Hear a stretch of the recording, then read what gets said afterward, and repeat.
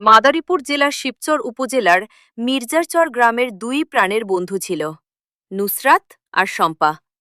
ছোটবেলা থেকে শুরু করে টানা ১৭ বছর তারা একসাথে বড় হয়েছে। সুখ দুঃখ, হাসি কান্না সবকিছুই ভাগাভাগি করত। গ্রামের সবাই তাদের বন্ধুত্বের উদাহরণ দিত। একদিন শম্পা তার পরিবারের সঙ্গে ঢাকায় চলে যায়। যাওয়ার সময় দুজনেই ভেবেছিল দূরত্ব তাদের বন্ধুত্বকে বদলাতে পারবে না।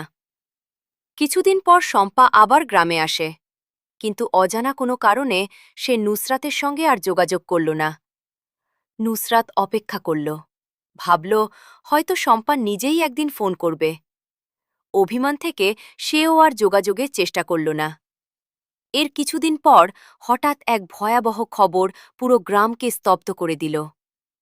শম্পা আত্মহত্যা করেছে। খবরটি শুনে নুসরাত যেন বিশ্বাসই করতে পারছিল না। তার চোখ দিয়ে অঝরে পানি ঝরতে লাগল।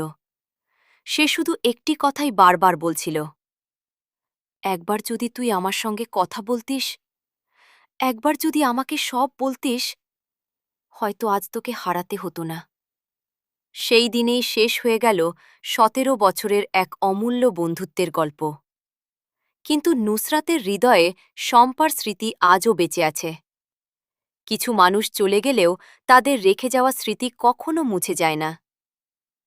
নৈতিক শিক্ষা: অভিমান করে প্রিয় মানুষদের থেকে দূরে সরে যাবেন না।